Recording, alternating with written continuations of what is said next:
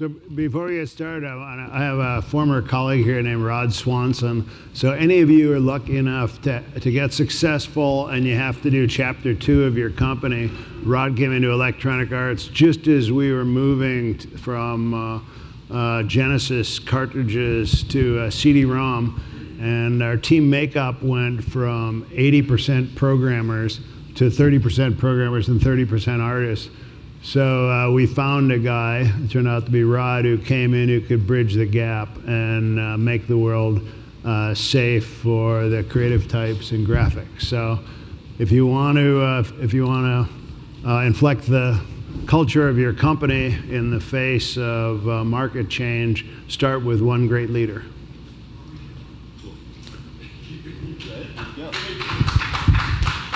And Rod and I both remember how much you suffered on behalf of the 250 artists you tried to keep in the company when programmers basically couldn't understand why people just didn't answer a question in a snotty tone of voice with Asperger detail.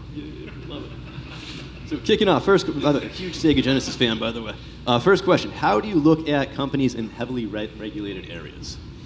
Hate it. Heavily regulated areas, well, you know, the most heavily regulated area in companies we look at is probably China.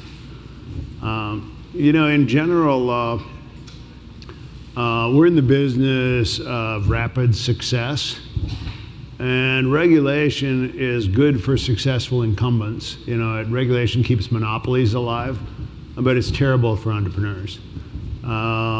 So I'd say it's just, you know, it's kind of 1.5 strikes against you. So it really puts a premium on having an answer about how quickly you can move. So I sit on the board of Duolingo, a free language learning app. We had a discussion at the end of the board meeting. CEOs, when you have a board you want to evaluate the success of your board meeting by how many good and motivating ideas you come away with. And so it's not a trip to the principal's office. It's the most expensive consultants you can find, and they have to be there. But he asked, how come there have been no breakout education companies? And the first part of the answer is because of teachers' unions and politicians. You know, I have a friend who's doing a free, instantly uploaded, streaming math science textbook company. It's free, and the teachers' unions as well as Pearson hate it. They say, no, come on, we want $100 out-of-date textbooks that kids hate. And you know, we see the same thing with the FDA. In medicine, we see the same thing with drones. I'm on the board of Amazon, and guess what? They had to fly their first drone delivery in the UK. And it's not like the air in the UK is safer than the air in the US. So, you know, if you can, I think go to an industry where there's more jobs available than there are people, and go to a place where you get regulated by Mother Nature, rather than by people who don't have any kind of performance metrics in their job. Yep. Gotcha. You know, that cover all medicine, education, flight. You know, the board suggestions. Child.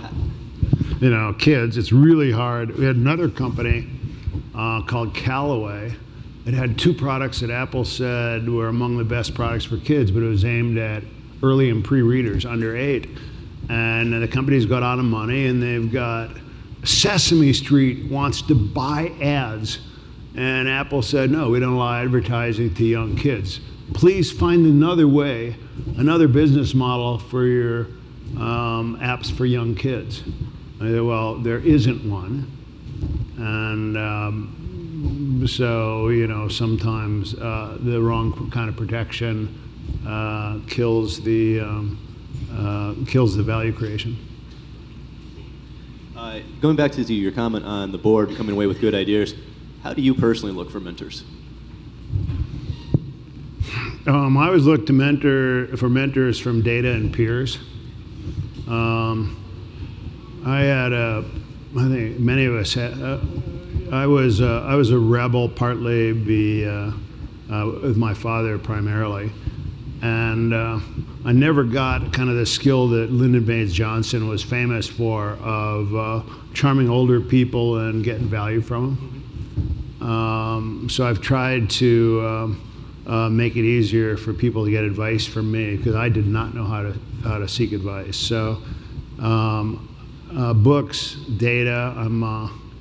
I'm really happy when John Madden or David Ogilvy or OkCupid when they publish data, and so I'm constantly looking to extract data from experience. And then, who do I look for a mentor? Jeff Bezos believes that annual review feedback is useless, that you want to put people in jobs that scare the crap out of them, and then let the chips fall where they may. So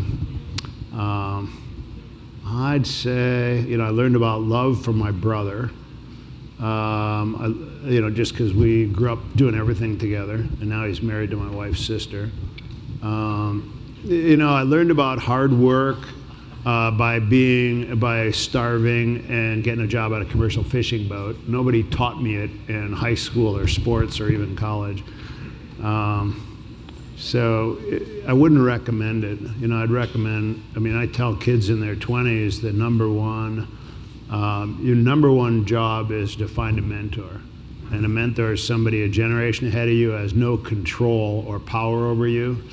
And you pay back to them. Tell them when they're valuable and promise to pay it forward, and tell them when you pay it forward. I heard a guy named Jeff Brenzel used to run admissions at Yale. He gave a talk on how to be a great college student. And he said, all professors want acolytes. Find a professor you like. Walk up to their office hours with their book or their paper under your arm and say, I know I don't have an appointment, but I have a couple questions about your material. He said 99% of professors will stop whatever they're doing because it's what they want is acolytes. So find somebody whose work you like, and ask them a penetrating question about something they've obviously thought a lot about, and then, engage. So next one up, what's a hardware company expected to have at a seed stage? Hardware company at seed stage? I'd say two things. One, it's, we just talked about one today. We just said, we're going to put in $1.5 million or $2 million just to find out if the damn thing works. And so if you don't know if it's going to work until you spend a couple $1,000,000, you better have a really unique and defensible idea, or you better be somebody like Tony Fadell, who did Nest, who came out of Apple. So you've got this resume. Tony Fadell, he came in and he comes and does the pitch to Kleiner. So you all know Nest, the thermostat, smart, the learning thermostat, not smart.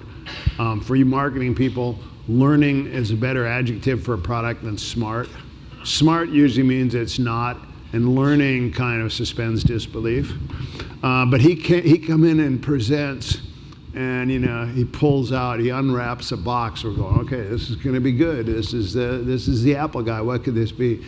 And he laid a block of wood on the table, and he said, imagine a thermostat. And everybody around the table tried to maintain eye contact, but inside we were dying. But it was Tony fucking Fadell.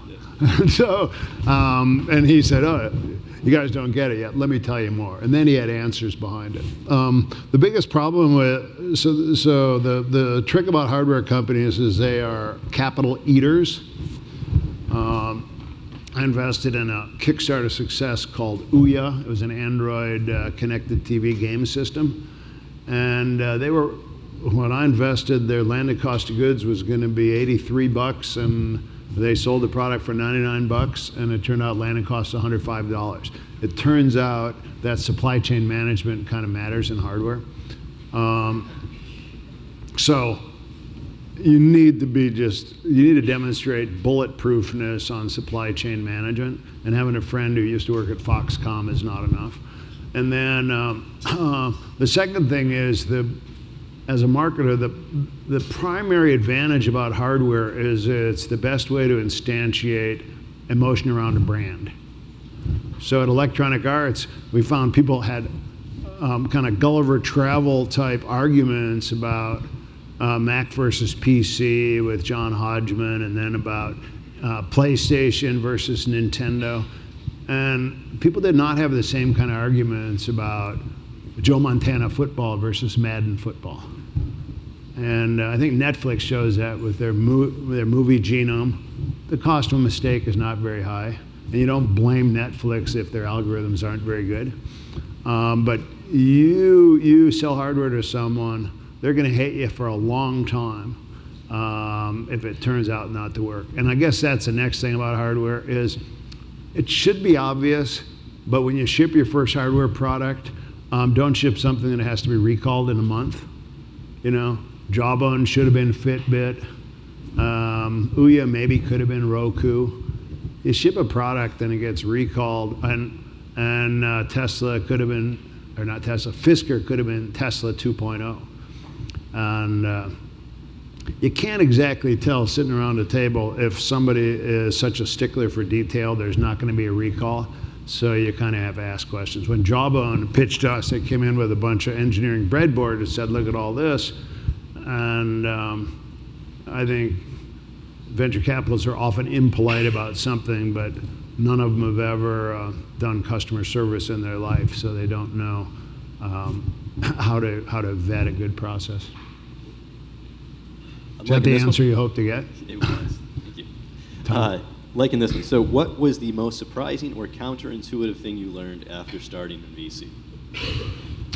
Well, let's see. Starting as a VC, there are two surprises. One is how big you have to think. As an individual investor, you kind of think, look, you know, put in $250,000, get back $750,000 in 3 or 4 years. That's sure better than the stock market, and it's fun, and the people are more attractive.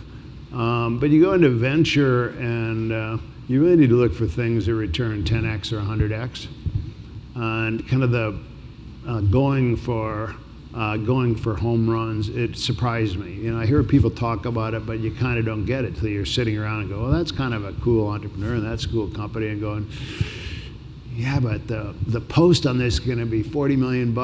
Do we see $1 billion opportunity? And I see the same thing with Jeff Bezos. It's like, we'll spend 10 years on something if we think it's a $10 to $100 billion business opportunity. And so that thinking big, it did kind of surprise me. It's just palpable sitting in the room. And then the second thing is the length of time. And what you find out, so at Kleiner Perkins, we're often asked to play the role of a lead director, even if we're not the first investor. And please do all the hard work so we can go play golf and go to Maui. But it's hard to get out in less than 7 years. And you know, so when you meet somebody, it's okay. I'm investing other people's money. I'm investing my own upside. But I got to hang out with these people for 7 to 10 years, and that's kind of a long time. So a big enough idea and a team that you want to have a 10-year cycle with. You know, can you imagine that 10 years from now I'm going to regret not being able to have dinner with this person once a month or once a quarter?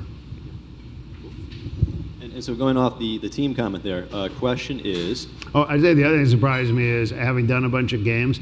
It turned out Series A investments are all smaller than video game green lights. So it's like, it's not that hard to spend the money. It's pretty easy to spend the money. It's hard to add value and really hard to get out the other end. Going off the team comment, the question is solo founder with a team or multiple founders without a team? Let's see. We've not had very good luck with co-CEOs. I think co-CEOs is a little like joint custody of a kid, you know, and you know kids who had that with their parents. They figured out how to play off against each other, and very few parents figure out how to stay aligned. But I think a duple is pretty good. Here's why. It's most people I've met in life cannot stay motivated day after day, week after week. And most people, after 2 years of success, they're done and they want a year off, especially if they live in the UK or Boston. And so the nice thing about a duple is, I saw this at the team that did John Madden Football. This guy named John Shepard who went on to run Xbox and now has a startup, and a guy named Steve Chang, who's a game guy. That's not my phone, is it? Okay. And just didn't sound like it was coming from my pants, but I just wanted to make sure, you know, the echo in here. But there'd be days, you know, one guy'd come in and go, I think you're having a bad day. I'm going to pump you up, you know, Hans and Franz. And so two people who not only think differently, but can motivate each other, I think is priceless. So by the way, if you're going to get married, I think 2 is the perfect number for a marriage. You know, one's not quite as good, although, you know, actually I have 2 daughters, and right now I'm pretty happy they have mono marriages, and 3 or 4 only works in a couple states. And I think, you know, in the old days you needed somebody you could sell and somebody you could make, and I think they need somebody you could engineer and someone who could product. And if you have those 2, and then you need a scalable leader who can communicate the vision and has kind of endless ambition on behalf of the company. And you know, oftentimes we'll see teams come in and the CEO is the one who likes talking the most.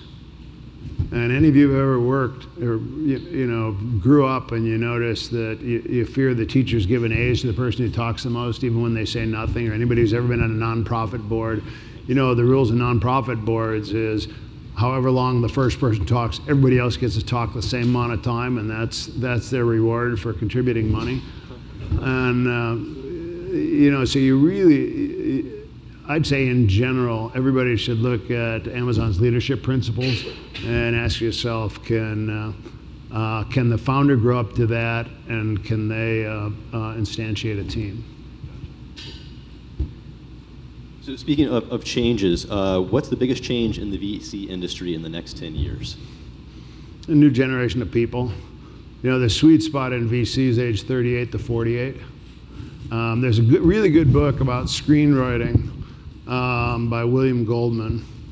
And one of the things he shows is the top 10 movie actors, box office draws, change every 10 years from like the 50s to the 2000s. And I think the same is true of VCs. So the people are going to change. There's a lot more quant involved. And a little like Amazon Studios tried to do pure quant, and picking their TV shows didn't work. So I think the future of AI is human-assisted AI for some time to come. So I think all the VCs now are trying to find a signal in the data. There's another thing that surprised me in venture. I had imagined that coming to venture, I'd learn a new industry every year, and then I found out, no, you can learn one new industry about every 5 years. You know, there's too many smart people out there, so to say to something that you've got your 10,000 hours in. Other than that VC change, I think there's a lot of other ebb and flow. It's still amazing to me. I've lived in California since the mid-'70s. It's still amazing to me the advantage Northern California has over the rest of the world for innovation. This ecosystem that was built organically still kicks ass on the rest of the world. And I've heard people since 1980 saying Northern California real estate's overpriced. And that was when you could buy a house, you know, a 5-bedroom house in Atherton on 1/3 of an acre for $100,000.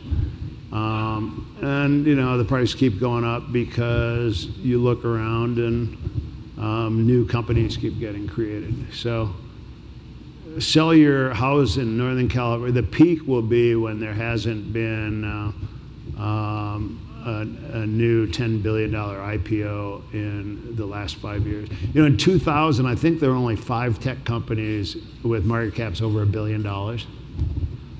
And in 2007, the best-selling consumer electronics was the BlackBerry. Yep. And so one, That's a good book, by the way. A book about BlackBerry. If you like The Innovator's Dilemma, you're going to love the book about BlackBerry. I can't remember what it's called, but it's a slow car wreck into the Canadian wilderness. Let's check this one out. As you talk about the value of quant going up, AI, machine learning, things of that nature, will there be any role for EQ and emotional intelligence to play into that? I'm so glad you asked.